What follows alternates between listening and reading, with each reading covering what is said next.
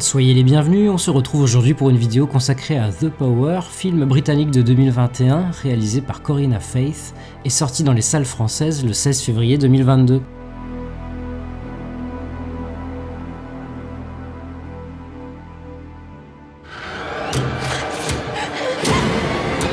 Ange de Dieu qui est mon gardien, sois la lumière qui éclaire ma route. Défends-moi et protège-moi.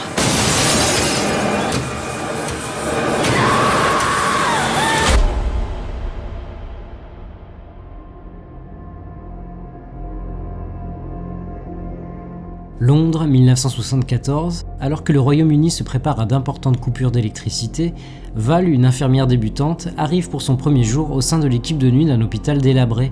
La majorité des patients et du personnel ayant été évacués vers un autre hôpital, elle se retrouve presque seule dans ce bâtiment lugubre. Mais derrière ces murs se cache un lourd secret qui va contraindre Val à affronter ses peurs les plus profondes et à se confronter à une force maléfique.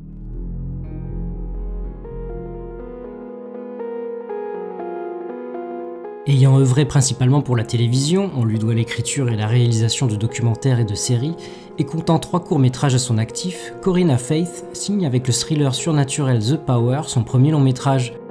Pour la scénariste et réalisatrice, le choix de mettre en scène une histoire de fantôme relève d'un double intérêt. D'une part, le genre de l'horreur permet d'aborder pleinement des questions d'ordre politique ou sociologique.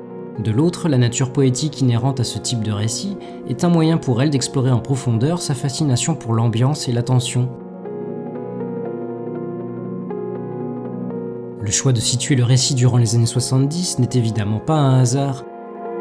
Compte tenu de la situation politique de l'époque, de la pauvreté, de la délinquance grandissante et du sexisme ambiant, la Grande-Bretagne est à ce moment-là un endroit quelque peu sinistre et déprimant. Une période qui semble avoir été mise sous le tapis comme pour détourner le regard des horreurs passées. Les récentes révélations relatives aux abus ayant eu lieu notamment dans des foyers pour enfants et des hôpitaux, et leur dissimulation pendant des décennies, ont d'ailleurs été un élément déterminant dans l'écriture du scénario. Plus précisément, l'action du film se situe dans la banlieue est de Londres, zone caractérisée par sa grande pauvreté et son afflux d'immigrants, et se déroule durant la semaine dite des 3 jours. En janvier 1974, alors que les mineurs de charbon britanniques viennent de se mettre en grève, le gouvernement conservateur, dirigé par le Premier ministre Edward Heath, limite la consommation d'électricité à 3 jours par semaine, provoquant toute une série de coupures de courant et plongeant le pays dans l'obscurité et le chaos.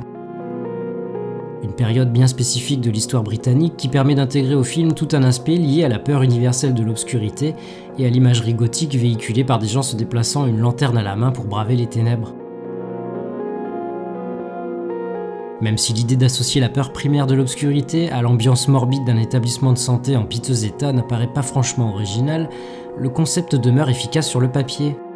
Mais The Power entend dépasser la simple combinaison de ces deux éléments vus maintes fois dans des productions horrifiques. Car The Power accorde une place prépondérante aux femmes, d'une part dans l'équipe technique responsable du film, de la directrice de la photographie à la costumière, en passant par la décoratrice et la maquilleuse, les 4 ayant déjà travaillé ensemble, c'est un peu de pression en moins pour une réalisatrice aux commandes de son premier long métrage. De l'autre, dans un récit centré sur 3 personnages féminins et traitant d'emprise et de femmes dont on réduit la voix au silence, ce qui d'après la réalisatrice n'est pas sans rappeler sa propre expérience dans le milieu du cinéma. D'où venez-vous? De ce quartier. Vous comptez aider votre communauté.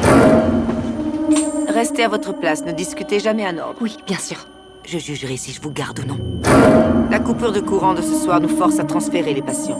C'est vous qui serez de garde. De garde? Toute la nuit? L'obscurité vous effraie?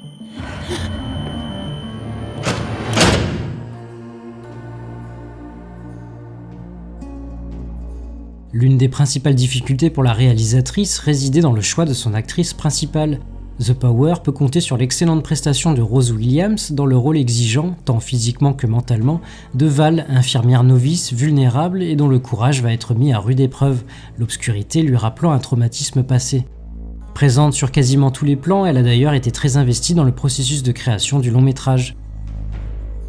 Tournée dans une ancienne unité psychiatrique abandonnée, offrant des espaces assez grands pour perdre ses personnages dans l'obscurité, la réalisatrice nous plonge dès les premières minutes dans l'ambiance, parvenant à rendre compte de l'aspect labyrinthique des lieux, de son sinistre silence et du malaise qu'il y a à déambuler seul la nuit dans un hôpital presque abandonné. La majorité du film a beau se passer dans l'obscurité, chaque plan s'avère parfaitement maîtrisé. Une obscurité qui n'est d'ailleurs pas forcément la chose dont il faut le plus avoir peur. S'il est difficile de parler plus en profondeur du film sans trop en dévoiler, on peut toutefois souligner l'engagement dont fait preuve la réalisatrice à travers son histoire. The Power, ce n'est pas seulement ce courant qui fait tant défaut, c'est également ce pouvoir qui réduit les femmes au silence.